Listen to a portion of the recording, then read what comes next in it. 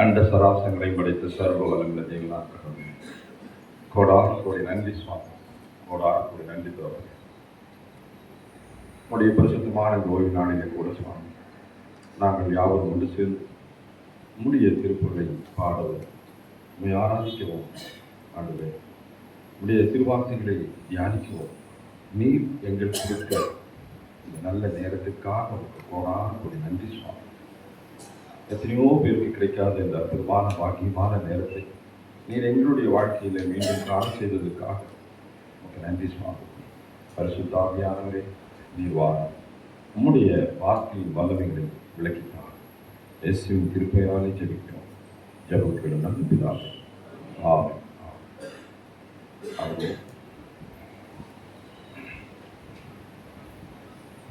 இந்த நாளிலே கூட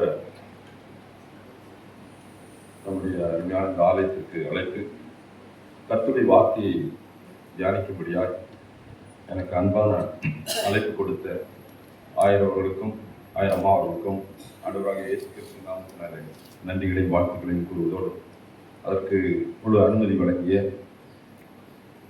சபையின் செயலர் பொருளர் கமிட்டியின் அங்கத்தினர்கள் சபையோர் யாவருக்கும் ஆண்டவராக இயேசு கிறிஸ்து இனி நாமத்தினாலே வாழ்த்துக்களையும் நன்றிகளையும் தெரிவிக்கிறேன். Thank you very much to all. இந்த லென்த் காலத்தில்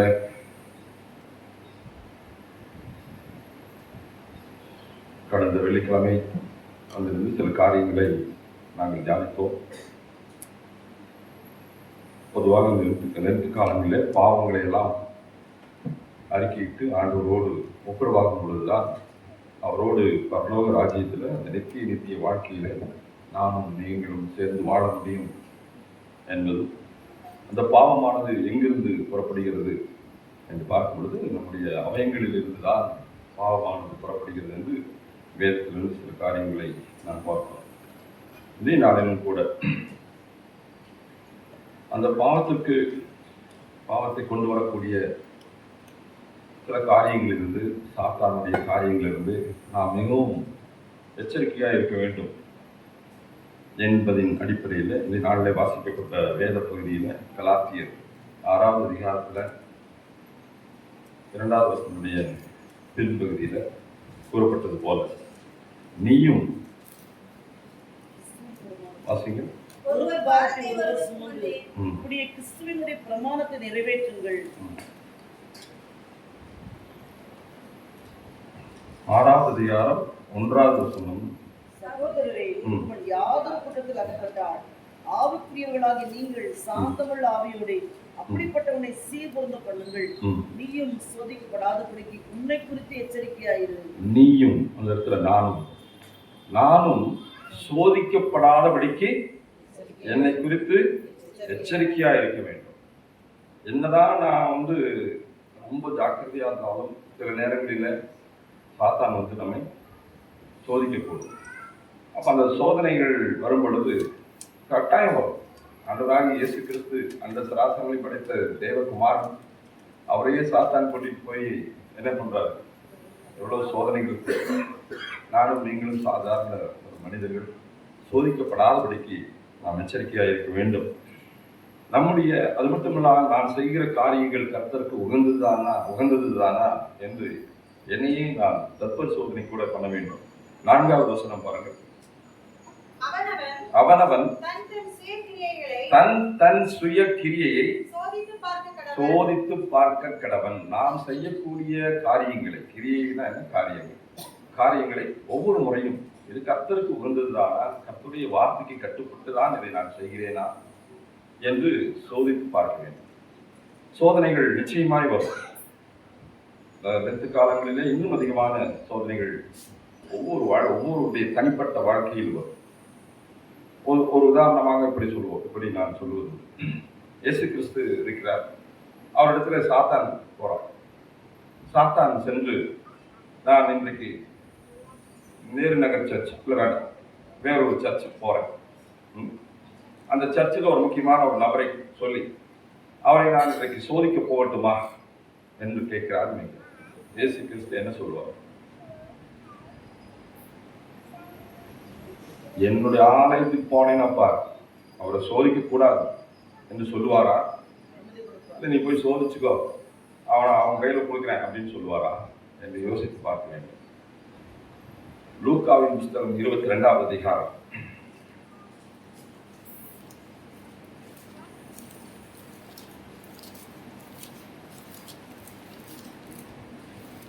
அதில் ஒரு வசனம் இப்படியாக சொல்லப்பட்டிருக்கிறது. பின்னும் சீமோனே, இதோ கோதுமையை சுலகினால் புடைப்பது போல சாத்தான் என்னை புடைப்பதற்கு உத்தரவு கேட்டுக்கொண்டான். யார்கிட்ட? ஆண்டவரிடத்துல சாத்தான் போய் என்ன கேட்கிறான்? கோதுமையை சுலகினால் புடைப்பது போல. சுலகுனா என்ன? பல பேருக்கு இந்த காலத்து பசங்களுக்கெல்லாம் தெரியாது. சுலகுனா என்ன? முறம். அந்த காலத்துல அம்மாக்கள் என்ன பண்ணுவாங்க, அந்த போட்டு செய்வாங்க. செய்யும்போது அந்த அந்த தானியங்களானது அப்படி மேலே போய் அடிபடும்.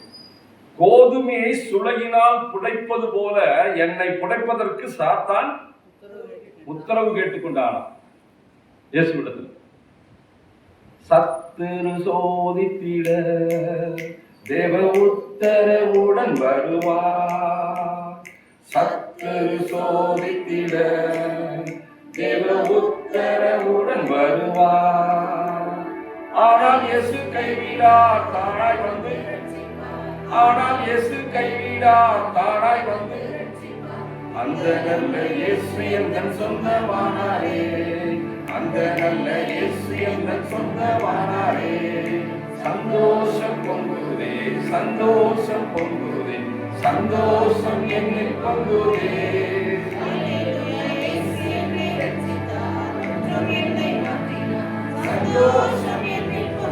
பாட்டு பார்த்தா சந்தோஷம் பொங்குற மாதிரி தெரியும். சந்தோஷம் என்னில் பொங்குதே, இயேசு என்னை ரட்சிப்பார். சத்துரு சோதித்திட தேவ உத்தரவுடன் வந்தாலும் சர்வ வல்லமையுள்ள தேவனாம் கடவுள் இயேசு கிறிஸ்து என்னோடு இருந்து என்னை ரட்சிப்பார். அல்லேலூயா சொல்லுவா. அல்லேலூயா, பிரைஸ் தி லார்ட். சந்தோஷமா இருக்கு. சந்தோஷம் இல்லை, சந்தோஷம் பொங்குதே.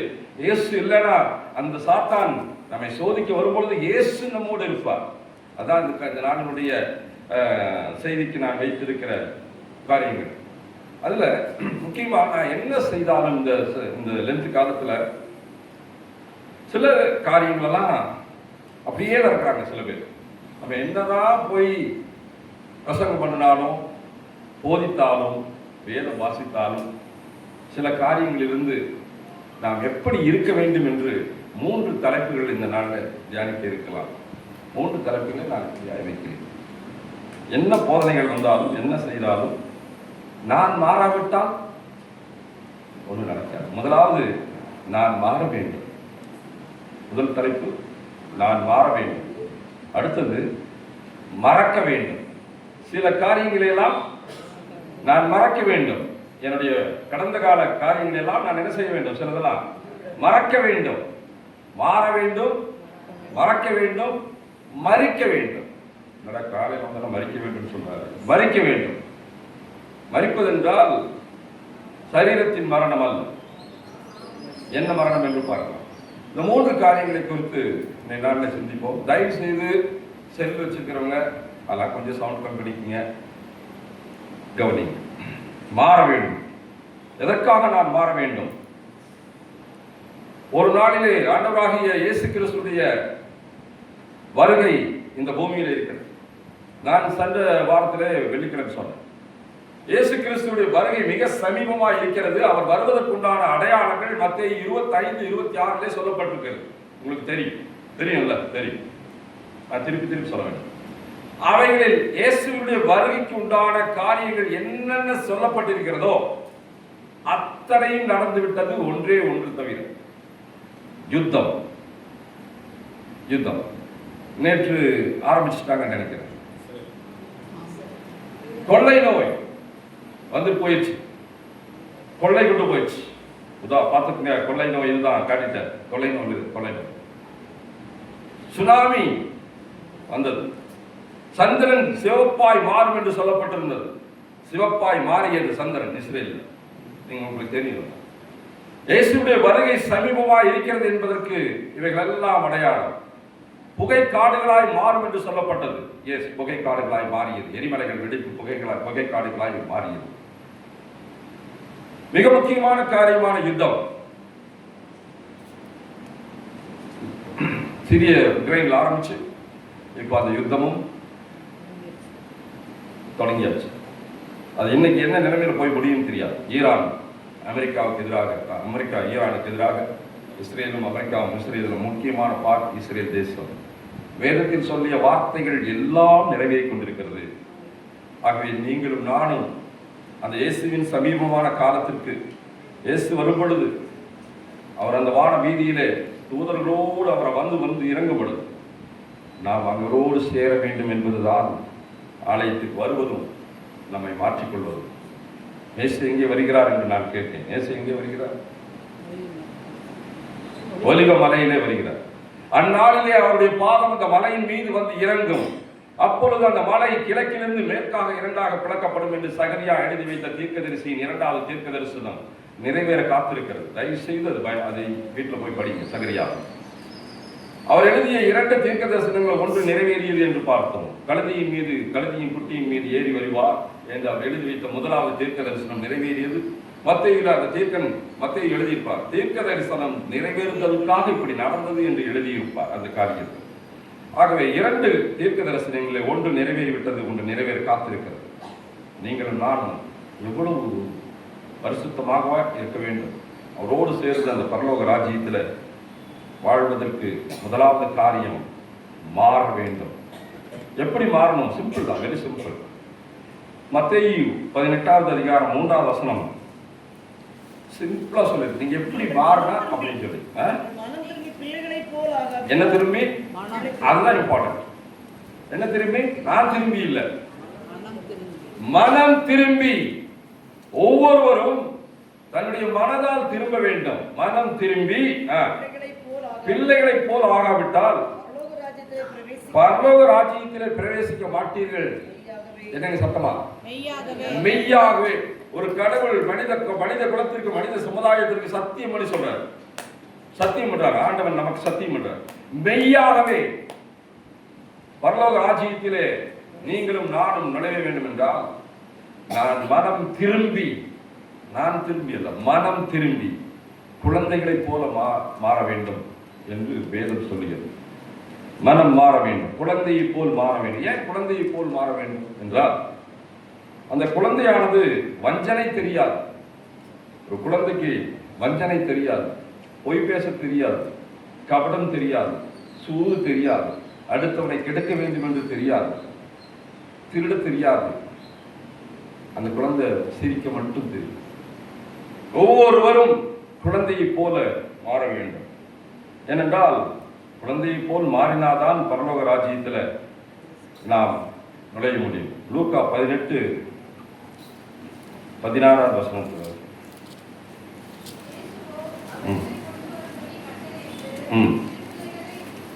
சிறு பிள்ளைகள் என்னிடத்தில் வருவதற்கு இடம் கொடுங்கள், அவரை தடை பண்ணாதிருங்கள். தேவனுடைய ராஜ்யம் அப்படிப்பட்டவர்களுடையதான். எப்படிங்க? குழந்தைகளை மாதிரி யாரெல்லாம் இருக்கிறாங்களோ, குழந்தைகளை மாதிரி ஐஸ்கிரீம் வாங்கி சாப்பிடுறவங்க இல்ல.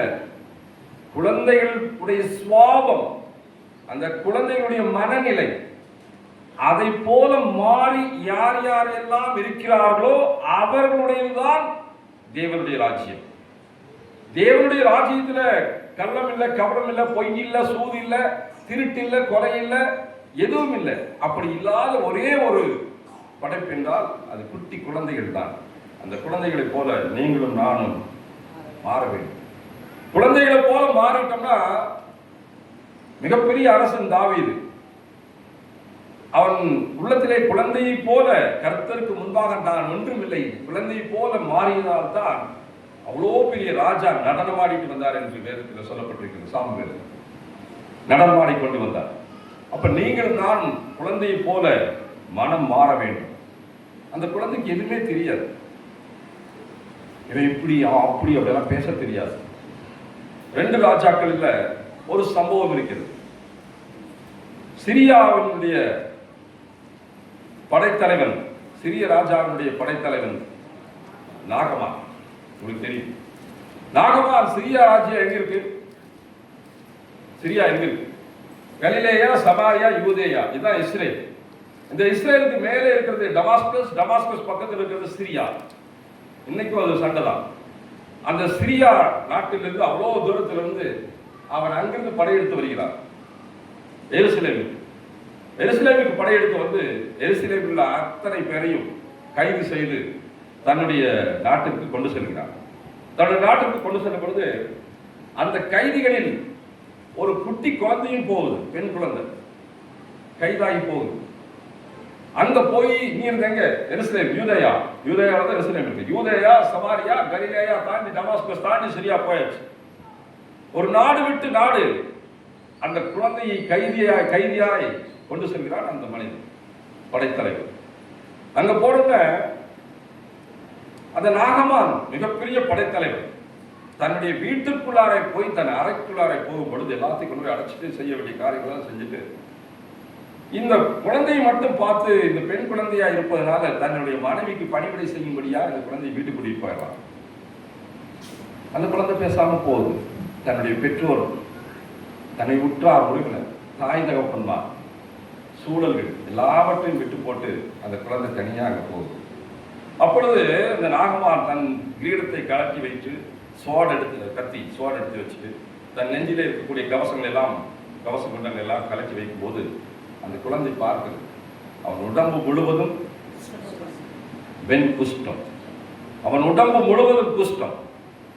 அப்போ உடனே அந்த குழந்தையின் மனதுல வஞ்சனை இல்லை. அந்த குழந்தை இந்த ஆள் தானே என்னை கைது பண்ணி கூட்டிட்டு வந்தா, இவனுக்கு இப்படித்தான் வேணும் என்ற மாதிரியான எண்ணம் இல்லாதபடி உடனடியாக அந்த குழந்தை என்ன சொல்லுச்சு, ஐயா என் ஆண்டவனே இது எங்கள் ஊருக்கு போங்க, எங்க ஊர்ல இது குணமாக்கக்கூடிய ஒரு மிகப்பெரிய தீர்க்கதரிசி இருக்கிறார் என்று அந்த பொண்ணு சொல்லுச்சு. அப்படி வஞ்சனை இல்லாத, பழிவாங்கக்கூடிய உணர்வில்லாத எண்ணம் கொண்டவர்கள் தான் சிறு பிள்ளைகள். அதனால்தான் ஆண்டவர் சொன்னார், சிறு பிள்ளையை போல நீங்கள் மனம் திரும்பி மாறாவிட்டால் பரலோக ராஜ்யத்தில் இடமே இல்லை. No one can enter the paradise until you have to change as like the children. குழந்தைகளைப் போல நீங்கள் மாறாவிட்டால் அங்கு இடமில்லை என்று தெளிவாக மெய்யாகவே நான் உங்களுக்கு சொல்கிறேன் என்றார். ஆகவே இந்த லென்த் காலங்களில் நீங்களும் நானும் மனம் திரும்பி மாறிக்கொள்ள வேண்டும், அதான் மாற வேண்டும் என்று வைத்தேன். இன்னொரு குழந்தையினுடைய சுவாபங்கள் வஞ்சனை இல்லை. கொடுக்கும் குணம் குழந்தைகளுக்கு தானே இருக்கும். கேட்டீங்கன்னா கொடுத்துரும். ஆனா எங்க சில இடத்துலலாம் கொடுக்க மாட்டோம். குட் ஃப்ரைடே அன்னைக்கு பண்ணு கொடுக்கும்போது பண்ணு கிடைக்காத ஒரு பொண்ணு தான் வீட்டில் படுத்துட்டு இருக்கிறவங்க 4 பண்ணு வாங்கிட்டு நான் சொல்லலை, உண்மையாக நடக்கிறது சொல்லுவேன். வீட்டில் இருக்கிறவங்களுக்கு சேர்த்து வாங்கிட்டு போங்க, தப்பு இல்லை. கொடுக்க இல்லாதவங்களுக்கு என்ன பண்ணலாம், கொடுக்கலாம். ஆனால் கொடுக்குற மாதிரி எண்ணம் இல்லை. ஆனால் இங்கே இயேசு கிறிஸ்து ஒரு இடத்துல ஒரு மிகப்பெரிய ஒரு மீட்டிங் நடக்குது. யோவான் 6:9 மீட்டிங் நடக்குது. மீட்டிங் நடந்தோன்னா எல்லாரும் போகும்போது இயேசு சொல்றாரு, இவங்க இத்தனை பேருக்கும் சும்மா அனுப்ப வேண்டாம், அவங்களுக்கு ஏதாவது உணவு கொடுத்து அனுப்பலாமே என்று சொல்லும் பொழுது யாரிடமும் ஒன்றுமில்லை. அப்போ அங்க ஒருத்தர் சொல்றார், வாசிங்க. யாருக்கா? இங்கே ஒரு சிறு பையன் இருக்கிறான். அங்க எப்படி ஒரு சிறு பெண் இருந்தாலோ அதே போல இங்க ஒரு சிறு பையன் இருக்கிறான். அவன் கையில் 5 அப்பமும் 2 மீன்களும் இருந்தது. இது யாருக்கு தெரிஞ்சது? அத்தனை பேர் இருந்தா யார் கையிலும் எதுவும் இல்லை. ஆனால் ஆண்டவர் யார் கையில் கொடுத்து வச்சார்? அந்த குழந்தை கையில தான் கொடுத்து வச்சார். ஏன்னா குழந்தை தான் கேட்டோம் என்ன பண்ணோம், இதாக கொடுத்து வச்சு இந்த வெளியோ எங்க அப்பாவுக்கு வேணும், எங்க அம்மாவுக்கு வேணும் சொல்லு, எங்களுக்கு வேணும்னு சொல்லு. உடனடியாக கொடுக்கும் குணம் அந்த குழந்தைக்கு இருந்தது. உடனடியாக கொடுத்துச்சு. அந்த 5ஐயும் 2ஐயும் வாங்கிதான் 5000 பேருக்கு ஆண்டவர் போஷித்தார் என்று சொல்லப்படுகிறது. கொடுக்கும் குணம் குழந்தைக்கு உண்டு. வஞ்சனை இல்லாத குணம் குழந்தைக்கு உண்டு. நமக்கு இருக்கா? நமக்கு இருக்குதா? மனத அளவுல சிந்திச்சு பார்க்கணும், உண்மையா மனத அளவுல. அதனாலதான் ஆண்டவர் சொல்றார், குழந்தையை போல் மனம் மாறாவிட்டால் பரலோக ராஜ்யத்தில் we can't enter in the paradise சொல்றார். மாறிக்கொள்ள வேண்டும், குழந்தை போல மாறிக்கொள்ள வேண்டும். அதே போல குழந்தை கீழ்ப்படியும் குணம் குழந்தைகளுக்கு உண்டு. ஆதியாகமம் 22 பார்த்தீங்கன்னா ஒரு மிகப்பெரிய சம்பவம் நடக்குது. அது எல்லாத்துக்கும் தெரியும். ஈசாக்கை கூட்டிக் கொண்டு ஆபிரகாம் போறார். போகும்பொழுது அந்த குழந்தை கேட்குது, எங்கப்பா போறோம் அப்படின்னு. பலி கொடுக்க போறோம். எப்பா கையில கத்தி எல்லாமே இருக்க, ஆடு எங்க? அந்த குழந்தை கேட்குது. அவர் பார்த்து கொள்வார், வா கூட்டிட்டு போய் மலை மேல் அவங்க கூட எல்லாத்துக்கும் தெரியும் நினைக்கிறது. அந்த நிகழ்வுல அவங்க கூட யார் யார் போனாங்க? வேலைக்காரங்க எத்தனை பேர்? 2 பேர் வேலைக்காரரும் அப்புறம் ஒரு கழுதை கூட்டிட்டு அதை நினைவுபடுத்துறவங்க அந்த மலைக்கு போறாரு. 3 நாட்கள் நடக்கிறார். 100 வயது கிழவன் அங்கே போய் மலையின் அடிவாரத்தில் நிற்கிறார். கவனிங்க, என்ன பாருங்க, இப்போ வந்து பைபிள் பார்க்கணும், வீட்டில் போய் பார்க்கணும். மலையின் அடிவாரத்தில் போய் நிற்கும் பொழுது என்ன பாருங்க, அந்த வேலைக்காரர்களிடத்துல, இது வேற ஒரு சம்பவத்தை சொல்லிடுறேன், அதுக்காக இதில் வேற ஒரு சம்பவம் முடிந்திருக்கிறது. அந்த வேலைக்காரர்களிடத்துல சொல்றாரு, எதுக்கு போறாங்க அந்த பையனை கூட்டிட்டு? என்ன பலினா என்ன? கொலை செய்வதற்கு இல்லையா? அதுக்கு பலி என்று பெயர். மலையின் அடிவாரத்தில் போய் நின்றவுடன் ஆபிரகாம் சொல்றார், இங்க பாருங்க, அவரிடத்துல சொல்றார் இந்த வேலைக்காரனுக்கு, அப்பா வேலைக்காரர்களே, நீங்கள் இங்கேயே காத்திருங்கள், நானும் பிள்ளையாண்டானும் அவ்விடம் மட்டும் போய் தொழுது கொண்டு திரும்பி வருவோம். ஆனா மேல போறது எதுக்கு? பையனை பலி கொடுக்கிறது. பலி கொடுக்க போற வெட்டியாச்சுன்னா யார் மட்டும் இருப்பார்? அவர் மட்டும் தானே வருவார். திரும்பி வருவேன் என்று சொல்ல வேண்டும் இல்லையா? ஆனா அந்த வசனம் 22:5 என்ன சொல்லுவார்? நானும் பிள்ளையாண்டானும் அவ்விடம் மட்டும் போய் தொழுது கொண்டு திரும்பி வருவோம். அந்த உறுதியான உறுதி, விசுவாசத்தின் உறுதி. நிச்சயமாய் என் ஆண்டவர் ஒருபோதும் என் பிள்ளையை பலி கேட்க மாட்டார் என்று அவருக்கு தெரியும். அப்பா அப்படி உறுதி விசுவாசத்துல. அப்பா அவர் பெத்த பையன் அதை விட வேலை போன பையன் கூடவே போறாரு. ஆட்ட காணும். அவர் கொண்டு போன முந்தின நாள் இரவே கட்டைகளை பிளந்து வைத்தார் என்று இருக்கும். முந்தின இரவே அந்த செயலாக்கம் செய்வதற்கு அந்த கட்டைகளை எல்லாம் எடுத்து அடுக்கி வைக்கிறார். அந்த பையனை கையை கட்டார். அப்போமா அந்த பையனுக்கு தெரியாது என்னைத்தான் இவர் வெட்ட போகிறார் என்ன பையன் தெரியும். அந்த பையனை தூக்கி மேல படுக்க வைக்கிறார். அந்த பையன் ஒரு வார்த்தை சொல்லல, மகனே வா மேலே ஏற்படு. கீழ்ப்படிதல் உள்ளது குழந்தைகள். இப்போ இருந்தா அப்பாவை படுக்க வச்சிருக்கோம். குழந்தை கீழ்ப்படிதல் உள்ளது. ஆகவேதான் ஆண்டவருக்கு நன்றாய் தெரியும், அவங்க தடை செய்யாதீங்க. ஏனென்றால் தேவனுடைய ராஜ்யம் அப்படிப்பட்டவர்களுடையது, அவர்களுடையதல்ல. என்ன சொல்றது? அப்படிப்பட்டவர்களுடையது. அப்படிப்பட்டவர்கள் என்றால் அந்த குழந்தையினுடைய மனநிலை யார் யாருக்கெல்லாம் இருக்கிறதோ அவர்களுடையதுதான் தேவனுடைய ராஜ்யம். கொடுக்கும் குணம், வஞ்சனை இல்லாத குணம், கீழ்ப்படுகின்ற குணம், அவைகள் இருக்க வேண்டும். அப்படி இல்லை என்றால் இந்த லென்த் காலத்துல நானும் நீங்களும் தனி அறையிலே போய் உட்கார்ந்து கதவை பூட்டி ஒரு 11 மணிக்கு 12 மணிக்கு மேல நடு ராத்திரியில் இல்லை விடிய காலையில் 3 மணிக்கு எழுந்து ஆண்டவரிடத்துல கேட்கணும், நான் என்னென்னலாம் மாறணும் சாமி, நான் எப்படியெல்லாம் மாறிக்கொள்ள வேண்டும் ஆண்டவரிடத்தில் கேட்கணும். நான் என்ன பாவம் செய்தேன், நான் என்னென்னவெல்லாம் அக்கிரமம் செய்தேன், உம்முடைய பரிசுத்த கட்டளைகளுக்கு விரோதமாக நான் நீ நடக்க வேண்டாம் என்று சொன்னதை நான் நடப்பித்திருக்கிறேன், அவைகளெல்லாம் எனக்கு காட்டும் என்றால் நிச்சயமாய் தேவனாம் கடவுள் அதை காட்டுவார். ஏன் என் குடும்பத்திற்கு ஒரு ஆசீர்வாதம் இல்லை? ஏன் என் குடும்பத்தில் வருவது போல் வருகிறது, வராமல் போகிறது? ஏன் பல காரியங்கள் தடையாய் நிற்கிறது? ஏன் கண்ணீரோடு நான் ஜெபித்தும் அது இன்னும் என் கைகளுக்கு வந்து சேரவில்லை? ஏன்? என் பாவம் அதை தடை செய்து கொண்டிருக்கிறது. அந்த பாவத்தை நான் அறிக்கையிட வேண்டும் சாமி. ஒருவேளை எனக்கு தெரிந்தும் தெரியாமலும் கூட நான் உமக்கு விரோதமாக பல காரியங்களை செய்திருக்கிறேன். என்னுடைய 20வது வயதிலே ஒன்றை செய்தேன், 30வது வயதிலே ஒன்றை செய்தேன், கல்யாணத்திற்கு முன்பாக ஒன்று செய்தேன், திருமணத்திற்கு பின்பாக இப்படி செய்தேன். அவைகளெல்லாம் சிலது ஞாபகத்தில் இருக்கிறது, சிலது இல்லை. கண்ணீரோடு அழுது யாரெல்லாம் ஆண்டவருடைய பாதத்தில் நின்று அவரிடத்திலே கேட்கிறோமோ நிச்சயமாய் அவர் மன்னிப்பார். ஒரு அலையிலே சொல்லுமா, அல்லேலூயா, பிரைஸ் தி லார்ட். அவர் மன்னிக்கும் குணமுள்ள கடவுள். அவருடைய ஆவியிலே அறிந்து கொள்வார். வேதத்தில் சொல்லியிருக்கு, நீங்க மார்க்கில் படிக்கும் பொழுது நான் செய்ய அவர் ஆவியினால் அறிந்தார் என்று இருக்கும். இயேசு ஆவியினால் அறிந்து கொள்வார். நீங்கள் ஒப்புரவாக வேண்டும் என்று நினைத்தாலே போதும், அவர் ஆவியிலே அறிந்து கொண்டு அதற்குண்டான சந்தர்ப்பங்களை தருவார். 1000 பேர் இயேசுவுக்கு பின்னாலே ஓடினார்கள். எத்தனையோ பேர் மரத்தின் மீது ஏறினார்கள். ஆனால் ஒரே ஒருவனை மட்டும் தான் இறங்கி வா என்று சொன்னார். அவர் ஆவியிலே அறிந்து கொள்வார், இவன் தன்னை ஒப்புவிக்கப் போகிறான். நீங்களும் நானும் அப்படி இருக்கிறோமா என்று இந்த லென்த் காலங்களிலே, இந்த தபசு காலங்களிலே சிந்தித்து சீர்தூக்கி பார்த்து முழுமையாய் ஒப்படைக்க வேண்டும். இதுதான் என்ன தலைப்பு? மாற வேண்டும், மனம் திரும்ப வேண்டும். முதலாவது தலைப்பு, குழந்தையை போல் நீங்களும் நானும் மாற வேண்டும். இரண்டாவது, மறக்க வேண்டும். என்ன மறக்கணும்?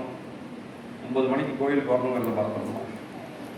எதையெல்லாம் மறக்க வேண்டும்? கொலேசியர் 3:8, கொலேசியரின் புஸ்தகம் 3:8, 277வது பக்கம், 277வது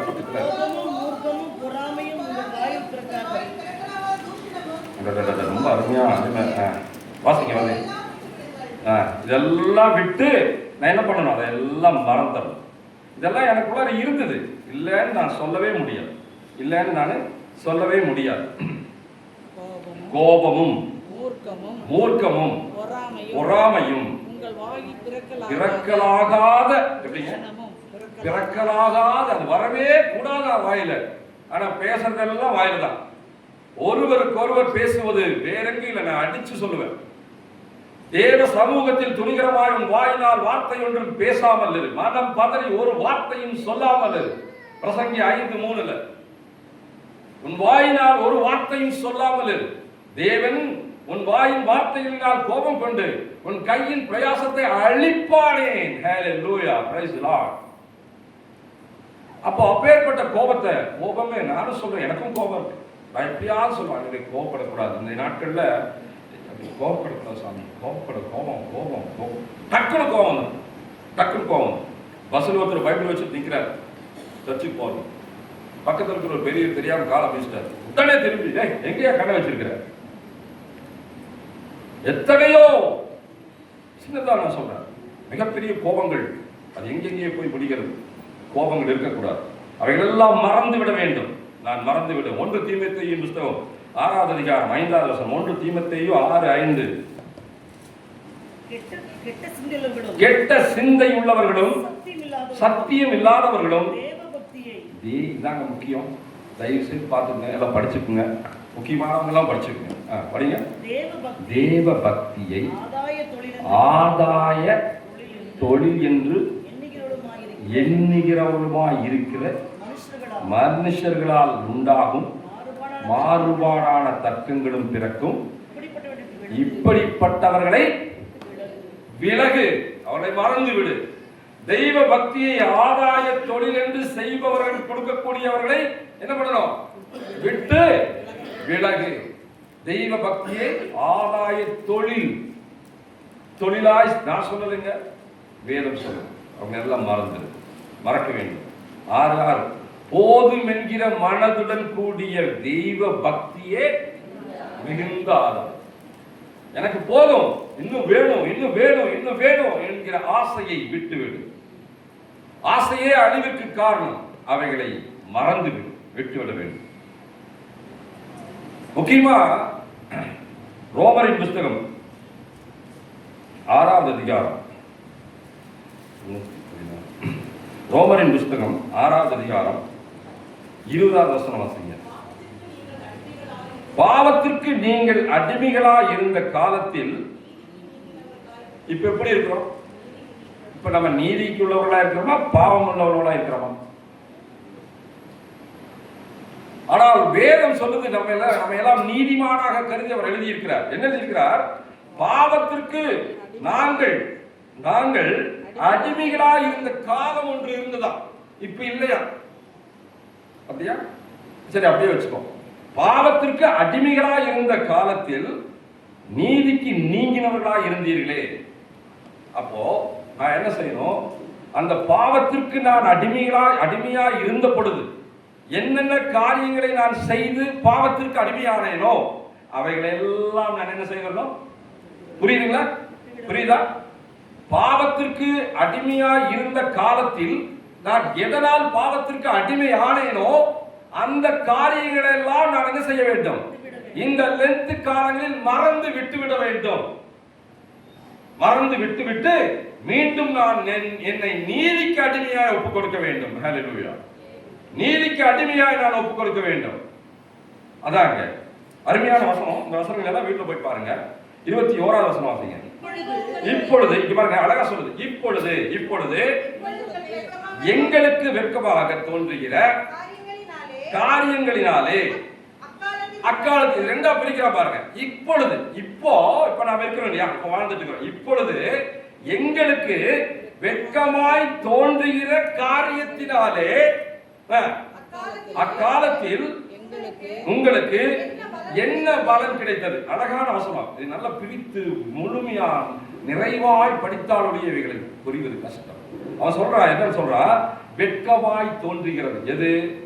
நான் ஸ்கூல்ல காலேஜில் படிச்சுட்டு இருக்கும் போது வேண்டாத வேலையெல்லாம் செஞ்சிருப்பேன்ல, கல்யாணத்துக்கு போய் பசங்க கூட எல்லாம் சேர்ந்து காஞ்சிபுரத்துக்கு 6 மணிக்கு போயிருப்போம்ல, அது இப்ப நினைச்சா அப்படி இருக்கு. நானா அதை செஞ்சேன் நினைக்கிறோமா இல்லையா? இயேசுவுக்கு முன்பாடி ரட்சிக்கப்பட்ட பிறகு நான் பாவத்தை எல்லாம் விட்டு என் தேவாதி தேவனுடைய காரியத்துக்குள்ள, அவருடைய கட்டத்திற்குள், அவர் கட்டளைக்குள் நான் வந்த பிறகு நான் என்ன நினைக்கிறேன்? இதற்கு முன்பாக ஒரு காலம் இருந்தது இல்லையா? இயேசுவை தெரியும், ஆனால் நான் ரட்சிக்கப்படவில்லை, முழுமையாய் நான் இயேசுவை ஏற்றுக்கொள்ளவில்லை. பட் ஐ நோ இயேசு யார் என்று எனக்கு தெரிந்திருந்தும் நான் முன்னொரு காலத்தில் சில காரியங்களை செய்திருப்பேன். அந்த காரியங்களை இப்பொழுது நான் நினைக்கும் பொழுது எப்படி இருக்கிறது? சொல்லுங்க. நான் ஒன்னும் செய்யலீங்க அப்படின்னு யாரும் சொல்ல முடியுமா? No one can say like that, isn't it? I have done something before in my life. Before இயேசுவை நான் அவரை ஏற்று முழுமையாய் நான் ரட்சிக்கப்படுவதற்கு முன்பாக நான் சில காரியங்களை செய்திருந்தேன். நான் அந்த காரியங்களை நான் இப்பொழுது நினைவுக்கு வரும் பொழுது, நினைவிலே வரும் இல்லையா, நினைவுக்கு வரும் பொழுது, வராமல் இருக்காது, வரும் பொழுது நான் என்ன நினைப்பேன்? செய்ய கூடாது இப்படி. நான் இல்ல, வெட்கமா இருக்கு, வெட்கப்படுகிறேன். நான் செய்த காரியத்துக்காக what I have done, இன்னைக்கு நான் அதை நினைத்து வெட்கப்படுகிறேன். அந்த வெட்கப்படுகிற அந்த அசிங்கமான துரோகமான எண்ணங்களை, அந்த காரியங்களை நான் என்ன பண்ண வேண்டும்? மறக்க வேண்டும். முதலாவது நான் சொன்னேன் மாற வேண்டும். இப்ப என்ன பண்ண வேண்டும்? மறக்க வேண்டும். அவைகளெல்லாம் மறந்துடணும். இனி ஒரு துளி கூட அந்த காரியங்கள் என் நினைவிலே வரக்கூடாது. 6:17 நீங்க பாருங்க, அந்த நிறுத்தி பார்க்க. முதல்ல அவன் வாசிக்கணும். இப்பொழுதுன்னு சொன்னான், இப்போங்கிறான். இப்ப என்ன சொல்றான்? முன்னே நீங்கள் அல்ல, நாங்கள். முன்னே நாங்கள் பாவத்திற்கு அடிமைகளாய் இருந்தோம். முதல்ல இயேசுவை நான் ஏற்றுக்கொள்வதற்கு முன்பாக ஒரு காலம் இருந்தது. இயேசுவை ஏற்றுக்கொண்டதற்கு பிறகு ஒரு காலம் இருக்கிறது. ஆனால் ஏற்றுக்கொண்ட பிறகும் சில பேர் அப்படிதான் இருக்கிறோம். முன்னாடி காலத்துக்கு போயிடும். சரி பரவாயில்ல, இயேசு கிறிஸ்து படத்தை எடுத்து பாக்கெட்ல இருக்கிற படத்தை பின்னாடி வச்சுட்டு அவருக்கு தெரியாதுல்ல என்று நினைக்கிறவர்கள் உண்டு. அப்ப இவன் சொல்றான், வாசிங்க. முன்னே நிறுத்தி. முன்னே நாங்கள் பாவத்திற்கு அடிமைகளாய் இருந்தும் இப்பொழுது எங்களுக்கு சத்தமா உபதேச சட்டத்திற்கு நீங்கள் மனப்பூர்வமாய் கீழ்ப்படிந்ததினாலே தேவனுக்கு ஸ்தோத்திரம். அப்ப அந்த முன்னே ஒரு காலம் இருந்தது இல்லையா, பாவத்திற்கு அடிமையா இருந்த ஒரு காலம் இருந்தது இல்லையா, அந்த பாவத்திற்கு நான் இயேசுவை முழுமையா ஏற்றுக்கொண்டவன் பாவம் செய்ய மாட்டான். முழுமையா, நான் சொல்றது நல்லா புரிஞ்சுக்கங்க. இயேசுவை ஏற்றுக்க எல்லாத்துக்கும் இயேசு தெரியும், கிறிஸ்தவ எல்லாத்துக்கும் இயேசு தெரியும். ஆனால் கிறிஸ்தவ எல்லாரும் பாவத்தை விட்டுட்டாங்களா? சர்ச்சுக்கு வரவங்க எல்லாரும் பாவத்தை விட்டுட்டோமா? சொல்ல முடியுமா? எல்லாம் பாவத்தை விட்டுட்டு பியூரா வந்து உட்கார்ந்து இருக்கிறாங்க. anyone can say, no one can say. இல்லையா? யாரும் சொல்ல முடியாது. அவன் தெளிவா சொல்றான். முன்னே பாவத்திற்கு அவன் 2 காலமா பிரிக்கிறான். இப்ப காலம் வேற. இப்ப நான் இயேசுவை ஏற்றுக்கொண்டேன், பாவத்துக்கு நான் அடிமையே இல்லைன்னு சொல்றதுனால அவன் சொல்றான், முன்னே நாங்கள் பாவத்திற்கு அடிமைகளா இருந்தோம், இப்பொழுது எங்களுக்கு ஒப்புவிக்கப்பட்ட உபதேச சட்டத்திற்கு நாங்கள் மனப்பூர்வமாய் கீழ்ப்படிந்ததினாலே தேவனுக்கு ஸ்தோத்திரம். அப்ப பாவத்திற்கு நான் அடிமைகளா இருக்கும் பொழுது ஏன் அடிமையானேன்? பாவத்துக்கு ஏன் அடிமையானேன்? பாவ செயல்களை நான் செய்தேன். கடவுள் செய்யக்கூடாது என்றதை நான் செய்தேன். அக்கிரமம் செய்யக்கூடாது என்றதை நான் செய்தேன். கடவுளுக்கு விரோதமான காரியங்களை நான் செய்தேன். அதனால் நான் பாவத்திற்கு அடிமையானேன். அந்த அடிமையாக்கப்பட்ட அந்த எண்ணங்களை, அந்த செயல்களை, அந்த காரியங்களை நான் என்ன செய்ய வேண்டும்? மறக்க வேண்டும். முழுமையாய் மறக்க வேண்டும். அப்பொழுதுதான் புதுமையாய் இயேசு என்னிலே முழுமையாய் வருவார். நான் முழுமையாய் மறந்து அக்கிரமத்தையும் பாவத்தையும் நான் முழுமையாய் மறந்தால் தான் நான் புதுமையாய் இயேசுவை முழுமையாய் ஏற்றுக்கொள்ள முடியும். ஒரு அலையிலே சொல்லுங்க, அல்லேலூயா, பிரைஸ் தி லார்ட், ஏற்றுக்கொள்ள முடியும். இல்லை என்றால் இப்பொழுதும் நான் பாவத்துக்கு அடிமையாகத்தான் வாழ்ந்து கொண்டு பொய்யான மாய்மாலமான ஒரு வாழ்க்கை, இயேசுவுக்கு முன்பாக ஒரு வாழ்க்கையை நான் ஜோடித்துக் கொண்டிருக்க முடியும். முழுமையாய் அவர்களை நான் மறக்க வேண்டும் என்று தெளிவாய் சொல்லப்பட்டிருக்கிறது.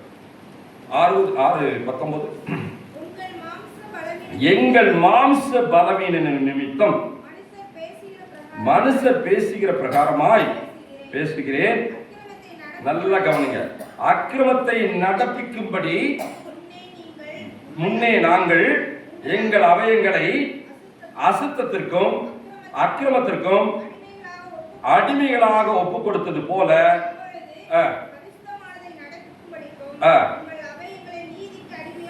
ஒப்பு கொடுங்கள். நான் நீதிக்கு அடிமையாய் ஒப்பு கொடுக்க வேண்டும் என்றால் முன்னே என்ன பண்ணிருக்கிற? என்னுடைய மாமிச பலவீனத்தினால, என்னுடைய மாமிசம் வேற, ஆவி வேற. ஆவி இது செய்யாதுன்னு சொல்லும். ஆண்டவர் சொல்லியிருக்கிறார், இது செய்யாதுன்னு சொல்லுவது ஆவி. ஆனால் ஆவிக்கு விரோதமாக இந்த மாமிச பலவீனம், சில நேரத்தில் மாமிச பலவீனத்தினால நான் சில பாவங்களை செய்திருக்கலாம். அதான் மாமிச பலவீனத்தினால நான் அக்கிரமத்தை நடப்பிக்கும்படி என் அவயத்தை எது கொடுத்திருந்தேன்? அசுத்தத்திற்கும் அக்கிரமத்திற்கும் அடிமைகளாக கொடுத்திருந்தேன். சோ அவைகளெல்லாம் நான் என்ன செய்யணும்? மறக்க வேண்டும். அவைகளெல்லாம் மறந்தால்தான் இப்பொழுது பரிசுத்தமானதை நடப்பிக்கும்படி, இப்போ அதை மறக்காம மனசுல வச்சுட்டு இருந்தேன்னா பரிசுத்தமானதை நான் நடப்பிக்க வைக்க முடியாது. ஆக பரிசுத்தமானதை நடப்பிக்கும்படி எங்கள் அவயங்களை நீதிக்கு அடிமையாய் நான் ஒப்புக் கொடுப்பேன். நான் மறக்க வேண்டும். பழைய சிந்தனை, அக்கிரமமான சிந்தனைகள், இந்த அவயத்தை சொல்லிக்கிறோம். அவயத்தை அசுத்தத்துக்கும் அக்கிரமத்துக்கு நான் கொடுத்திருந்தேன் இல்லையா? என் கண்கள் கண்டதெல்லாம் பார்த்துட்டு இருந்தது. ஃபார் எக்ஸாம்பிள், முன்னே என் கண்கள் கண்டதெல்லாம் பார்த்துட்டு இருந்தது. ஆனால் இப்போ எதை பார்க்குது? இப்ப எதை பார்க்குது? முதல் கண்டதெல்லாம் தேடிட்டு இருந்தது, இப்ப எதை தேடுது?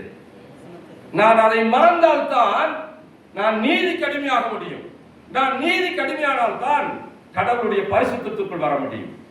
ஆக இந்த லெத்து காலங்களிலாவது என்னுடைய பழைய காரியங்களை, பழைய சிந்தனைகளை, பழைய அக்கிரமங்களை அவயத்துக்கு நான் ஒப்புக் கொடுத்திருந்தேனே, என் அவயங்களை. இந்த அவயத்திலிருந்து தான் பாவம் வருகிறது என்று வெள்ளிக்கிழமை நாங்கள் ஆராய்ந்தோம் இல்லையா? எப்படி வந்ததுன்னு பார்ப்போம். சின்ன பாவம் தான் பெரிய கொலைக்கு போய் முடிஞ்சதுன்னு பார்ப்போம். ஆக என் அவயங்களில் இருக்கிற அந்த அசுத்தம் எல்லா காரியங்களையும் நான் இந்த காலங்களிலே மறக்க வேண்டும். மறந்தால்தான் நான் பரிசுத்தத்துக்குள் நுழைய முடியும். இரண்டாவது காரியம். முதலாவது என்ன பார்த்தோம்? மாற வேண்டும், மறக்க வேண்டும். மூன்றாவது மறிக்க வேண்டும். மறிக்க வேண்டும், மாற வேண்டும் பிள்ளையை போல, மறக்க வேண்டும் பழைய கெட்ட சிந்தனைகளை, மறிக்க வேண்டும். எப்படி? யோவான் 12:24. யோவான் 12:24. யோவான் 12:4. கரெக்ட் தானே? மெய்யாகவே மெய்யாக, சத்தியமா சத்தியமா இயேசு கிறிஸ்துவாகிய நான் உங்களுக்கு சொல்லுகிறேன், கோதுமை மணியானது நிலத்தில் விழுந்து சாகாவிட்டால் என்ன பண்ணிருக்கும்? தனித்திருக்கும், செத்ததே ஆகில் மிகுந்த பலனை கொடுக்கும். ஹல்லேலூயா. கோதுமை மணியானது நிலத்தில் விழுந்து சாகாவிட்டால் அது பலனை, அழகான வசனம். கோதுமை மணியானது நிலத்தில் விழுந்து சாகாவிட்டால் தனித்திருக்கும், அது செத்ததே ஆகில் மண்ணுக்குள் புதைக்கப்பட்டு செத்தாதான் என்ன பண்ணும்? மிகுந்த பலனை. இந்த இடத்துல சொல்லக்கூடிய சாவானது, மரணமானது சரீரம் அல்ல, என் ஆவி. என் ஆவி மரணிக்க வேண்டும். எப்படி?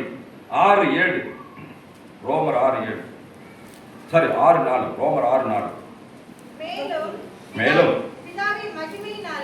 பிதாவின் மகிமையினாலே கிறிஸ்து மரித்தோரிலிருந்து எழுப்பப்பட்டது போல நாமும் புதிதான ஜீவன், பழைய ஜீவன் என்னாகணும்? மரிக்க வேண்டும். பழைய ஜீவன் மரிக்க வேண்டும். புதிதான ஜீவன் உள்ளவர்களாய் நடந்து கொள்ளும்படிக்கு அவருடைய மரணத்திற்குள்ளாகும் ஞானஸ்தானத்தினாலே கிறிஸ்துவுடனே கூட அடக்கம் பண்ணப்பட்டோம். நான் மரித்தேன், அந்த மரணம் வேண்டும்.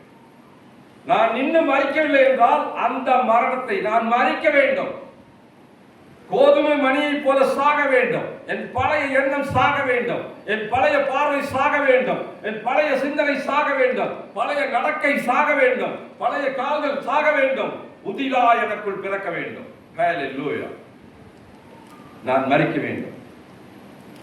மரிக்க வேண்டும். 8வது வசனம் அதிலே ரோமர் 8. ஆகையால் கிறிஸ்துவுடனே கூட நாம் மரித்தோமானால் அவர்களுடனே கூட பிழைத்தும் இருப்போம் என்று நம்புகிறோம். சத்தம் எல்லாரும் சொல்லுவா. அல்லேலூயா. கிறிஸ்துவுடனே கூட நாம் யாவரும் மரிக்க வேண்டும். மரித்தால் தான் அவரோடு கூட உயிர்த்து பிழைத்தெழ முடியும் என்று வேதம் சொல்லி. ஆக நீங்களும் நானும் அந்த எண்ணங்களை மரிக்க செய்வதுதான் மரிக்க வேண்டும் என்பது சொல்லப்படுகிறது. மரிப்பது என்பது ரோமர் 8:13 வசனம். உங்கள் அவயங்களை அநீதியின் ஆயுதங்களாக பாவத்திற்கு ஒப்புக்கொடாமல் மரித்தோரிலிருந்து பிழைத்திருக்கிறவர்களாக தேவனுக்கு ஒப்புக்கொடுத்து உங்கள் அவயங்களை நீதிக்குரிய ஆயுதங்களாக ஒப்புக்கொடுங்கள். மரிப்பது என்பது ஆவியினாலே சரீரத்தின் செயல்களை விட்டு விடுவதுதான் மரிப்பது. இந்த ஆவியினாலே சரீரத்தின் செயல்களை, இந்த அவயங்கள் செய்யக்கூடிய பாவ காரியங்களை விட்டு விடுவதுதான் மரிப்பது என்பது. இன்னொரு வசனம் பார்க்கலாம். கலாத்தியர் 5:16. கலாத்தியர் 5:16. பின்னும் நான் சொல்லுகிறது என்னவென்றால் ஆவிக்கேற்றபடி நடந்து கொள்ளுங்கள். அவ்வளவுதான். அப்ப மரிப்பது என்பது சரீரத்துக்கு ஏற்றபடி நடக்கக்கூடிய அந்த சிந்தனைகளை நான் கொன்று போடுவதுதான் மரிப்பது. ஆவிக்கேற்றபடி நான் செயல்பட வேண்டும். நாம் செய்கிறோமா? ஆவிக்கேற்றபடி இன்றைய நாட்களிலே கிறிஸ்தவர்கள் நடந்து கொள்கிறார்களா? பல ஆலயங்களிலே இந்த மீன்ஸ்ல பார்க்கிறோம். எப்படி இருக்கு? உண்மையான கிறிஸ்தவன் ஆவிக்கேற்றபடி தேவன் சொல்லுகிற வார்த்தையின்படி நாம் நடக்கிறோமா? நான் நடக்கிறேனா? முதல்ல நான் நடக்கிறேனா? ஒவ்வொருவரும் தனிப்பட்ட வாழ்க்கையிலே சிந்தித்து பார்க்க வேண்டும். சரீரத்துக்கு ஏற்றபடி சரீரம் சிந்தனை சொல்லும். யோ அவனை மிரட்டு, அவனை பண்ணு, இப்படி பண்ணு, அதை பண்ணு. இந்த சரீரத்துக்கு ஏற்றபடி தானே நடந்து கொண்டிருக்கிறோம். மரிப்பது என்பது ஆவிக்கேற்றபடி நான் நடந்து கொள்ள வேண்டும். ரோமர் 8:1. ஆனபடியினால் கிறிஸ்து இயேசுவுக்கு உட்பட்டவர்களாய் இருந்தும் மாமிசத்தின்படி நடக்கவில்லை. மாமிசம் வேறு, ஆவி வேறு. மாமிசம் வேறு, ஆவி வேறு. தெளிவா சொல்றான். ஆக ஆனபடியினால் கிறிஸ்து இயேசுவுக்கு உட்பட்டவர்களாய் இருந்து மாமிசத்தின்படி நடவாமல் ஆவியின்படி நடக்கிறவனுக்கு ஆக்கினை தீர்ப்பு இல்லை. மீண்டும் சொல்றேன். ஆவியின்படி நடக்கிற நமக்கு, நம்ம அப்படித்தானே, ஆவியின்படி நடக்கிற நமக்கு நிச்சயமாய் ஆக்கினை தீர்ப்பு இல்லை. சத்தமா அல்லேலூயா சொல்லுமா? அல்லேலூயா, பிரைஸ் தி லார்ட். ஆக மரிப்பது என்பது என் சரீர செயல்களை கொன்று போடுவதுதான் மரிப்பது என்பது. மாற வேண்டும், மறக்க வேண்டும், மரிக்க வேண்டும். இந்த 3 காரியங்களை இந்த லென்த் காலங்களிலே நீங்களும் நானும் சிந்தித்து சீர்தூக்கி பார்க்கணும். எல்லாம் சரிதான் சார், நீங்க சொல்றதெல்லாம் கரெக்ட் தான். ஆனா என்ன செய்தாலும் என்னால் முடியுது. சில நேரத்தில் ஆண்டவருடைய வார்த்தையின்படிதான் நான் நடக்க வேண்டும் என்று எவ்வளவோ நான் வாஞ்சிக்கிறேன். என்னால் முடியல. I try to. ஆயர் சொல்றார், சொன்ன மற்றவர்களுக்காக ஜெபிக்காமல் இருப்பது பாவம்னா என்ன நாங்கள் பார்த்தோம். பாவம்னா ஒரு லிஸ்ட் பார்த்தோம். அதில் ஒன்று பாவத்தில் ஒன்று என்ன சொல்லுது, பல பேர் சொல்லுவாங்க கொலை செய்யறது தான் பாவமா அப்படின்னு கேட்பேன். நான் கொலையா செஞ்சுட்டேன் அப்படின்னு கேட்பேன். அப்போ எது பாவம் என்று நாங்கள் தியானிக்கும் பொழுது அதில் ஒன்று மற்றவர்களுக்காக விண்ணப்பிக்க வேண்டும். முதலாவது ஆயர்களுக்காக ஜெபித்திருக்கிறோமா? ஆயருடைய குடும்பங்களுக்கு முதலாவது ஜெபிக்க வேண்டும். Because they are the only people dedicated the whole life for the Lord, to the Lord. அவன் படிச்சு முடிஞ்சவே அவன் ஒரு இன்ஜினியரிங் வேலைக்கு போகலாம், இல்லை டெக்னீஷியனாக போகலாம், இல்லை வேற ஏதாவது வேலைக்கு போகலாம். ஆனால் அந்த சிறு வயதிலிருந்தே அவன் மைண்டில் பேசியிருப்பார், ஆண்டவர் நீ என்னுடைய வேலைக்கு வா. தே டெடிகேட்டட், தன் வாழ்க்கையே டெடிகேட் பண்ணுறான். சம்பளம் கிடைக்குதா, வீடு கிடைக்குதா, இங்கே சொல்ல இன்ஜினியரிங் படித்தா 50,000 சம்பளம், ஐடிக்கு போனால் 70,000 சம்பளம், வெள்ளை துணி போட்டால் போதுன்னா மைண்டில் சொல்லியிருக்கு இல்லையா? அவர்கள் ஆயர்களாக தங்களை உருவாக்கிக் கொள்கிறார். அவர்களுக்காக ஜெபிக்க வேண்டும். ஜெபித்திருக்கிறோமா? ஜெபிக்கிறதுக்கு பதிலாக வேற என்னமோ தான் பண்றோம். நிறைய பேர் ஜெபிக்கணும், எல்லாம் சரிதான், நான் மற்றவர்களுக்காக ஜெபிக்கிறேன், எல்லாம் பண்ணணும்னு தான் நினைக்கிறேன், ஆனா என்னால் முடியல சார். அவர் சொல்றாரு, நீங்க சொல்றதெல்லாம் கரெக்ட் தானே, நான் ரொம்ப ட்ரை பண்றேன், விட்டுறோன்னு தான் நினைக்கிறேன், முடியறது இல்லைண்ணே. நான் 6 மணி ஆச்சுன்னா ரொம்ப கஷ்டப்படுறேன், எனக்காக ஜெபம் பண்ணுங்களேன். எத்தனையோ தாய்மார்கள் எங்க இடத்துல வந்தானே, அவருக்காக ஜெபம் பண்ணுங்க. என்ன சொன்னாலும் அவர் நினைக்கிறாருண்ணே, மாறும் தான் நினைக்கிறாரு, முடியறது இல்லைண்ணே, தயவு செய்து ஜெபம் பண்ணுங்க. நாங்க ஜெபம் பண்றோம். நான் ஜெபிக்கலாம், மற்றவர்கள் ஜெபிக்கலாம், ஆயர்கள் ஜெபிக்கலாம், ஆனால் நீ உன்னை ஒப்புக் கொடுக்க வேண்டும், நீ மனம் மாற வேண்டும். ரோமர் இந்த பகுதியை தயவு செய்து, இவ்வளவு நேரம் கவனிக்கலன்னு பரவாயில்ல, இந்த பகுதியை தயவு செய்து கவனிங்க. ரோமர் 7வது அதிகாரம் 25வது வசனத்தை சத்தமா வாசிங்க. என்னம்மா எனக்கு கேட்கல. நம்முடைய கர்த்தராகிய இயேசு கிறிஸ்துவின் மூலமாய் தேவனை ஸ்தோத்திரிக்கிறேன். ஆதலால் நானே என் மனதினாலே தேவனுடைய நியாயப்பிரமாணத்துக்கும் மாம்சத்தினாலேயும் பாவ பிரமாணத்துக்கும் தெளிவா சொல்றான். இங்க 2 காரியங்கள் சொல்லப்பட்டிருக்கிறது. நல்லா கவனிங்க, வேதம் வைத்திருக்கிறவங்க நல்லா கவனிங்க, அண்டர்லைன் பண்ணிக்க, வீட்டுக்கு போய் 10 தடவை படிங்க. என்ன சொல்லியிருக்கு? நம்முடைய கர்த்தராகிய இயேசு கிறிஸ்துவின் மூலமாய் தேவனை ஸ்தோத்திரிக்கிறேன். நான் தேவனை எல்லாம் ஸ்தோத்திரிக்கிறேன்ப்பா. 1. 2வது, ஆதலால் நானே, ஒரு மனுஷன் சொல்றேன், நானே என் மனதினாலே, வாசிங்க, என் மனதினாலே தேவனுடைய நியாயப்பிரமாணத்துக்கும் ஒரு பகுதி, என் மனதானது தேவனுடைய நியாயப்பிரமாணத்துக்கு, என் மனசு சொல்லுது தேவனுடைய நியாயப்பிரமாணத்திற்கும், அப்புறம் மாமிசத்தினாலேயோ பாவ பிரமாணத்துக்கும் ஊழியம் செய்கிறேன். புரியுதா? அப்ப இங்க 2 விஷயம் இருக்கு. என் மனதானது கடவுளை ஸ்தோத்திரிக்கிறது, நியாயப்பிரமாணத்திற்கு ஊழியம் செய்கிறது. ஆனால் என் மாமிசமானது 2 பிரமாணங்கள் இருக்கிறது. என்ன பிரமாணம்? நியாயப்பிரமாணம், பாவ பிரமாணம். கவனிக்கிறீங்களா? நான் என் மனதானது, என் எண்ணம் என்ன சொல்லுது? கடவுள் சொல்றது சரிதான்.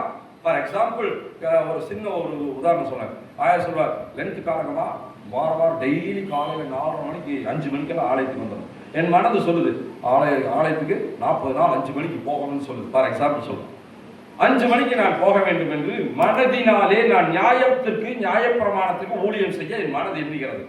ஆனால் என் மாமிசமோ அதிகாலையில் என்னால் இப்படி நான் மனதினாலே நியாயப்பிரமாணத்திற்கும் என் மாமிசத்தினாலே பாவத்துக்கு ஊழியம் செய்யறேன்னா என்னால முடியலன்னா, நான் மனசெல்லாம் நினைக்குது நான் மாறிடும் தான் நினைக்கிறேன், என்னால முடியலன்னா, நானும் எவ்வளவோ கஷ்டப்படுறேன், வேதத்தை முழுசா படிக்கணும்னு ஆசைப்படுறேன், but I'm not able to, என்னால செய்ய முடியல, நான் என்ன செய்யட்டும்? எத்தனையோ பேர் இந்த நாளில் கதறிக்கிறார்கள். எனக்கு விருப்பம் இல்லை, நான் விருப்பம் இல்லாத காரியத்தை தான் செய்யறேன் நான், ஆனா அதை செய்யக்கூடாதுன்னு தான் நினைக்கிறேன். 7:15 எப்படி? அது எப்படின்னா, இப்ப நம்ம சொல்ற மனதினாலே பாவத்திற்கும் மனதினாலே நியாயப்பிரமாணத்துக்கும் மாம்சத்தினாலே இது பாவத்துக்கு ஊழி செய்யறேன்னா அது எப்படி எனில், நான் செய்கிறது, இது ஒவ்வொருத்தரும் தன்னுடைய மனசுல சொல்லிக்கணும். நான் செய்கிறது எனக்கே சம்மதம் இல்லை, நான் விரும்புகிறதை செய்யாமல் நான் வெறுக்கிறதையே செய்யறேன். பல பேர் சொல்றாங்க, ஆனா நான் வெறுக்கிறேன்னா, நான் போகக்கூடாது, குடிக்கக்கூடாது, பண்ணக்கூடாது, கெட்ட வார்த்தை பேசக்கூடாது, மனைவியோட சண்டை போடக்கூடாது, இதான் நினைக்கிறேன், ஆனா முடியலன்னா, என்னால முடியல. அதான் சொல்றேன், அழகா சொல்றான் பாருங்க. அவர் சொல்றாரு, எப்படி எனில், நான் செய்கிறது எனக்கே சம்மதம் இல்லை. எனக்கே பிடிக்கல நான் செய்யறது, எனக்கே சம்மதம் இல்லை. நான் விரும்புகிறதை செய்யாமல் நான் வெறுக்கிறதை செய்கிறேன். அது எனக்கு பிடிக்கல, ஆனாலும் நான் அதை செய்கிறேன். நான் என்ன பண்ணட்டும்? நான் பண்ணட்டும்? என்னால் முடியல. நான் என்ன பண்ணட்டும்? உண்மையாய் வாழ வேண்டும் என்று நினைக்கிறேன், பட் என்னால் முடியல. நான் என்ன பண்ணட்டும்? 19வது வசனம். அதுலயே தயவு செய்து இந்த வசனம் எல்லாம் நம்ம பேசுற மாதிரி இருக்குது. சில பேருக்கு நம்ம பேசுற மாதிரி இருக்கும். தயவு செய்து யோசனைக்குங்க. சில பேருக்கு அவங்களே பேசுற மாதிரி இருக்கு. நான் விரும்புகிறதை செய்யாமல் வெறுக்கிறதையே செய்து கொண்டிருக்கிறேன் என்று சொல்லக்கூடிய கிறிஸ்தவர்கள் இன்றைக்கும் உண்டு. ஆகவே இந்த பகுதியை தயவு செய்து கவனிங்க. வாசிமா. ஆதலால் நான் விரும்புகிற நன்மையை செய்யாமல் விரும்பாத தீமையே செய்கிறேன். விரும்புறேன், நன்மை செய்ய வேண்டும் என்று விரும்புறேன், ஆனா விரும்பல. நான் தீமை செய்யணும்னு விரும்பல, ஆனா வேற வழி இல்லாத நான் செய்யறேனே. விரும்பாத தீமையே செய்யறேனே, என்னால முடியலன்னு கதறாங்க. எத்தனையோ பேர் கதறாங்க. நான் நன்மை செய்யணும் தான் நினைக்கிறேன், என்னால முடியல, வேற வழி இல்லை, நான் தீமையை செய்யறேன். எனக்கு நல்லா தெரியுது, இல்ல நன்மையும் எனக்குள்ளாரதான் இருக்குது, தீமையும் எனக்குள்ளாரதான் இருக்குது. நான் என்ன செய்யறேன்னு எனக்கே நல்லா தெரியும். என்ன பண்றது? என்னால முடியல. 18வது வசனம். அது எப்படி எனில், உங்களுக்கு விளக்கம் பாருங்க. அது எப்படி எனில், நல்லா தெளிவா சத்தமா வசங்க. என்னிடத்தில், அதாவது தெளிவா சொல்றான். அதாவது என்னிடத்தில். ஒவ்வொருத்தரும் கை வச்சு அவங்கவுங்க மனசாட்சி பேச வைப்போம். அதாவது என்னிடத்தில், அதாவது என் மாம்சத்தில் நன்மை வாசமாய் இருக்கிறது இல்லை என்று நான் அறிந்திருக்கிறேன். நன்மை என்கிட்ட இல்லைன்னு எனக்கு நல்லா தெரியும். அப்புறம் நன்மை செய்ய வேண்டும் என்கிற விருப்பம் என்னிடத்தில் இருக்கிறது. படிச்சீங்களா? நன்மை செய்ய வேண்டும் என்கிற விருப்பம் என்னிடத்தில் இருக்கிறது, நன்மை செய்வதோ என்னிடத்தில் இல்லையே. இருக்கு, ஆனா இல்லை. நன்மை செய்ய வேண்டும் என்கிற விருப்பம் இருக்கிறது, ஆனால் நன்மை செய்வதோ என்னிடத்தில் இல்லையே. நான் என்ன பண்ணட்டும்? நான் என்ன பண்ணட்டும்? 21வது வசனம். ஆனபடியால் நன்மை செய்ய விரும்புகிற என்னிடத்தில் தீமை உண்டென்கிற பிரமாணத்தையும் எனக்கு தெரியும். என்கிட்டதே இருக்குது. நான் ரொம்ப நல்லவன் அல்ல, எனக்கு தெரியும். நன்மை செய்ய வேண்டும் என்கிற எண்ணம் இருக்கிறது, ஆனால் என்னிடத்தில் தீமை அதிகமாக இருக்கிறது. நான் என்ன பண்ணட்டும்? இதிலிருந்து மனம் மாற வேண்டும், நான் இதிலிருந்து மாற்றிக்கொள்ள வேண்டும். What I am going to do? நான் என்ன பண்ணட்டும்? What I can do? நான் என்ன பண்ணட்டும் சாமி? அண்ணா என்ன பண்ணட்டும்? நிறைய பேர் கேட்கறாங்க, நான் என்ன பண்ணட்டும்?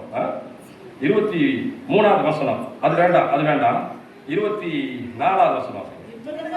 இந்த இடத்துல இந்த மாதிரி பல பேர் அழுகிறாங்க. நிர்பந்தமான மனிதன் தான் அண்ணே, அந்த நிர்பந்தத்துலதான் அந்த பாவத்தை நான் செஞ்சுட்டேனே, நானா செய்யல, நான் வேணும்னு செய்யலண்ணே. பல பேர் சொல்றான், நான் வேணும்னு செய்யலண்ணே, அது என்னோட நிர்பந்தம், அந்த சூழ்நிலை. நான் என்னென்ன செய்யட்டும்? யாருன்னா என்னை காப்பாற்றுவாங்க சொல்லுங்க? என் வீட்லயும் இப்படி இருக்கு, நான் என்னென்ன பண்ணட்டும்? பல பேர் நிர்பந்தமான மனிதன் நான் கேட்கறாமா, நிர்பந்தமான மனுஷன் நான். இந்த மரண சரீரத்திலிருந்து யார் என்னை விடுவிப்பார்கள்? யார் என்னை விடுவிப்பார்கள்? இந்த கேள்வி எல்லாத்துக்கிட்டே இருக்கா? நிறைய பேர்த்துட்டு இருக்கோம், வெளியே சொல்ல மாட்டோம். நிர்பந்தம், அந்த நிர்பந்தத்தினால நான் அப்படி செய்துட்டேன், நான் செய்யக்கூடாதுன்னு நான் நினைச்சேன். But that situation made me to do that. அதை செய்வதற்காக அந்த சூழ்நிலை அப்படி செய்திருச்சு, நான் செய்தேன். நான் என்ன பண்ணட்டும்? நிர்பந்தமான மனிதன் நான். யார் என்னை விடுவிப்பார்கள்? இதிலிருந்து யார் என்னை விடுவிப்பார்கள்? கேள்வி இருக்கா? கேள்வி கேட்கிறோமா? யார் என்னை விடுவிப்பார்கள்? Who is going to save me from this life? இந்த பாவப்பட்ட வாழ்க்கையிலிருந்து, இதிலிருந்து யார் என்னை விடுவிப்பார்கள்? யார் விடுவிப்பார்கள்? கேள்வி. யார் என்னை விடுவிப்பார்கள்னா அதுக்கு ஒரு பதில், அருமையான பதில் இருக்கு. யார் என்னை விடுவிப்பார்கள்? யோவான் 14:6. அதான் பதில். நீங்க கேட்கிற கேள்வி, யார் என்னை விடுவிப்பார்கள்? அதுக்கு பதில் என்ன? அதற்கு இயேசு. இல்லமா யோவான், சாரி, என்ன வாசிங்க? 8:32. யோவான் 8:32. டக்கு டக்குன்னு வாசிங்க, சத்தமா வாசிங்க. கரெக்ட், வாசிங்க சொல்லுங்க. அவன் சொல்றான், நிர்பந்தமான மனிதன் நான், யார் என்னை விடுவிப்பார்கள்? கேள்வி. அதுக்கு என்ன பதில்? சத்தியத்தை அறிவீர்கள், சத்தியம் உங்களை விடுதலையாக்கும். ஹல்லேலூயா. அப்போ ஒருத்தர் கேட்கிறார், சத்தியத்தை அறிவீர்கள், சத்தியம் உங்களை விடுதலையாக்குங்கிறீங்களே, சத்தியம்னா என்ன? சத்தியம்னா என்ன? அடுத்த வசனம் வாசிங்க, 14:6. சத்தம் வாசிக்கணும். நிர்பந்தமான நிர்பந்தமான மனிதன் நான், யார் என்னை விடுவிப்பார்கள்? முதல் கேள்வி. அதுக்கு பதில், சத்தியத்தை அறிவீர்கள், சத்தியம் உங்களை விடுதலையாக்கும். அடுத்த கேள்வி, சத்தியம் விடுதலையாக்குமா? சத்தியம்னா என்ன? அதுக்கு பதில் என்ன? அதற்கு இயேசுவே சொல்றார். என்ன சொல்றார்?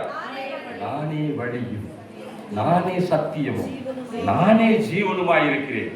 சோ அப்படிங்கிறான். அப்படியா? நிர்பந்தமான மனிதன் தான், யார் என்னை விடுவிப்பார்கள்? சத்தியத்தை அறிவீர்கள், சத்தியம் உங்களை விடுதலையாக்கும். அப்படியா? சத்தியம் என்ன? அதுக்கு ஏன் சொல்றார்? நானே வழியும், நானே சத்தியம், நானே ஜீவனுமாய் இருக்கிறேன். அப்படின்னா நான் தான் அவனை விடுவிப்பாங்க. ஒருத்தர் வந்து மெதுவா கேட்கிறார் வெளியிருந்து, ஆமா ரொம்ப நேரமா பேசிட்டு இருந்தீங்களே, விடுதலையாக்குங்க. அது யார? இயேசு சொல்றாரு நானே விடுதலை அப்படின்னு. இயேசுனா யார்? இயேசுனா யார் அப்படிங்க. ஆனால் இயேசுனா யார்? அதுக்கு ஒரு பதில் கொடுக்கணுமே. அதுக்கு ஒரு வாசிங்க 8:58. தயவு செய்து நான் சொல்லுகிற வசனங்களை அப்படியே ஃபாலோ பண்ணி வீட்டில் போய் படிக்கணும். 8:58 இயேசு சொல்றார், நானே வழியும் சத்தியம் ஜீவனுமாய் இருக்கிறேன் என்று சொன்னார். ஒருத்தர் கேட்கிறார், அப்படியா இயேசுவா நீங்க? இயேசுனா யாருங்க? படிங்க. மறுபடியும் பதில் சொல்றாரு, அதற்கு இயேசு, ஆபிரகாம் உண்டாவதற்கு முன்னமே, சத்தமா இன்னொரு படிங்க, ஆபிரகாம் உண்டாவதற்கு முன்னமே நான் இருக்கிறேன் என்று யார் சொல்றா? மெய்யாகவே மெய்யாகவே யார் சொல்றா? இயேசு சொல்றார். நிர்பந்தமான மனிதன் நான், என்னால முடியல, யார் என்னை காப்பாற்றுவார்கள்? உடனே பதில், சத்தியத்தை அறிந்து கொள், சத்தியம் என்னை காப்பாற்றும். அப்படியா? சத்தியம்னா யாரு? ஐ ஆம் தி லார்ட், நானே சத்தியமும் நானே ஜீவனுமாய் இருக்கிறேன் என்று இயேசு சொன்னார். இயேசுனா யாருன்னு நான் கேட்கிறேன். அதுக்கு என்ன சொல்றாங்க? ஆபிரகாம் உண்டாவதற்கு முன்னமே நான் இருக்கிறேன் இயேசு சொல்றார். அப்ப ஆபிரகாம் உண்டாவதற்கு முன்னாடி என்ன இருந்தது? ஆதியிலே, ஆதியிலே ஆபிரகாமுக்கு முன்னாடி ஆதி. அந்த ஆதியிலே என்ன இருந்தது? ஆதியிலே வார்த்தை இருந்தது. ஆதியிலே வார்த்தை இருந்தது 1:1 இல்லையா? வாசிங்க. ஆதியிலே வார்த்தை இருந்தது 1:1. ஆதியிலே வாசிங்க. ஆதியிலே தேவன் இல்ல, ஆதியிலே வார்த்தை இருந்தது. ஆனா இவர் சொல்றாரு இயேசு, ஆபிரகாம் உண்டாவதற்கு முன்னமே ஆதியிலே நான் இருந்தேன். அப்படியா? ஆதியிலே யார் இருந்தாங்க? ஆதியிலே வார்த்தை இருந்தது. அந்த வார்த்தை தேவனிடத்தில் இருந்தது, தேவனாய் இருந்தது இல்லையா? வார்த்தை தான் தேவன், வார்த்தை தான் தேவன் என்று தெளிவாய் சொல்லுகிறது. நான் சொல்லல, வேதத்தினுடைய வசனங்கள். நிர்பந்தமான மனிதன் நான், யார் என்னை விடுவிப்பார்கள்? சத்தியத்தை அறிவீர்கள், சத்தியம் உங்களை விடுதலையாக்கும். சத்தியம்னா யாரு? நானே ஜீவனும் நானே வழியும் சத்தியமாய் இருக்கிறேன் என்று இயேசு மெய்யாகவே சொன்னார் என்று சொல்லப்படுகிறது.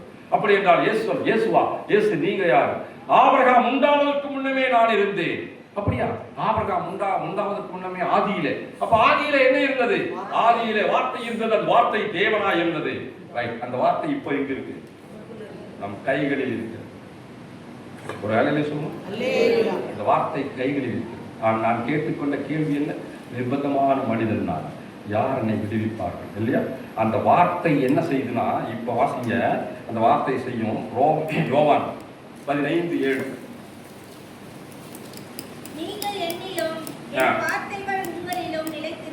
அழகான வசனம். இப்ப வார்த்தை இருக்குதுன்னு சொல்லியாச்சு இல்லையா? அப்ப சொல்றாரு, நீங்கள் என்னிலும். இப்போ இங்க கவனிங்க, நார்மலா அந்த காலத்துல இருக்கும்போது ஒரு பையன் ஒரு சொல்வன், நீ என்னிலும் அப்படின்னு அர்த்தம் என்ன பண்ணுவோம்? நீ என்னிலும் அப்படின்னா நான் உன்னிலும். லெட்டர் தான், நீ என் மனசில் இருக்கிற, அதே மாதிரி நான் அப்படிதான் வரணும். நீ என்னிலும், அடுத்து எப்படி வரணும்? நான் உன்னிலும் தான் இருக்கணும். ஆனா இங்க வேதம் என்ன சொல்லுகிறது? நீங்கள் என்னிலும், வார்த்தைகள் உங்களிலும் எப்படி இருக்கணுமா? நிலைத்திருக்க வேண்டும். ஹல்லேலூயா. என் வார்த்தை உங்களில் நிலைத்து இருந்தால், அடுத்த வருஷம் நீங்கள் கேட்டுக்கொள்வது எதுவோ அது உங்களுக்கு அருளப்படும். நீங்கள் என்ன கேட்டுக்கொள்ளும்? யார் என்னை விடுவிப்பார்கள்? அப்ப விடுவிக்க வேண்டும் என்றால் இந்த வார்த்தை என் மனதிலே நிலையாக இருக்க வேண்டும். நிர்பந்தமான மனிதன் நான், யார் என்னை விடுவிப்பார்கள்? சத்தியத்தை அறிந்து கொள், சத்தியம் உன்னை விடுதலையாகும். சத்தியம்னா யாரு? நானே வழியும் சத்தியம் ஜீவனுமாய் இருக்கிறேன் இயேசு சொன்னார். இயேசுங்கிறது யார்? நீங்க யாருங்க? இயேசு சொல்றாரு, ஆபிரகாம் இருப்பதற்கு முன்னமே நான் இருந்தேன், ஆதியில இருந்தேன். அப்ப ஆதியில யார் இருந்தா? வார்த்தை இருந்தது. அந்த வார்த்தை தேவனாய் இருந்தது. அந்த வார்த்தை நான் என்ன செய்யணும்? நீங்கள் என்னிலும் இந்த வார்த்தை நிலைத்திருந்தால் நீங்களும் நானும் கேட்டுக்கொள்வது எதுவோ அது அருளப்படும். இந்த லென்த் காலங்களில், தபசு காலங்களில் ஆண்டவரிடத்துல கேட்கும். நிர்பந்தமான மனுஷன் சார், எத்தனையோ பாவங்களை நான் செஞ்சுட்டேன், நான் மாற வேண்டும், மறக்க வேண்டும், மறிக்க வேண்டும், எல்லா காரியங்களும் உணர்ந்துட்டேன். இந்த லென்த் காலங்களில் என்னை மாற்றும் சாமி. உடைய வார்த்தைகளின் மனதிலே நிலைத்து நிற்க தேவன் தாமே கிருபை செய்க சுவாமி. அவரிடத்தில் நீங்களும் நானும் கேட்கிறேன். கண்களை மூடு.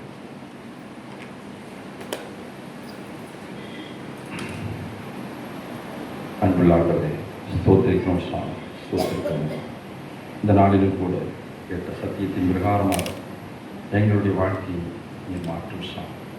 இந்த பொல்லாத பாவ காரியங்களிலிருந்து, பொல்லாத நிலைமைகளிலிருந்து, பொல்லாத சிந்தனைகளிலிருந்து எங்களை மாற்றும் சுவாமி. ஒருவேளை இயேசுடைய வருகை மிக சமீபமாக இருந்துவிட்டால் நாங்கள் வந்து உம்மோடு சேர்ந்து கொள்ள அதுக்குரிய குவாலிஃபிகேஷன் எந்த பாவமும் எங்களிடத்தில் இருக்கலாகாது சுவாமி. அப்படியான ஒரு வாழ்க்கையை மேற்கொள்ள தேவன் தாமே கிரியை செய்ய கேட்ட சத்தியத்தின் பிரகாரமாக எங்களை வழிநடத்தும் இயேசுவின் இந்த நாமத்திலே ஜெபம் கேளும் நல்ல பிதாவே. ஆமென். ஆமென். மீண்டும் உங்கள் யாவருக்கும் ஆண்டவராக இயேசு கிறிஸ்துவின் நாமத்தினாலே நன்றிகள் வாழ்த்துக்கள் தெரிவிக்கிறேன்.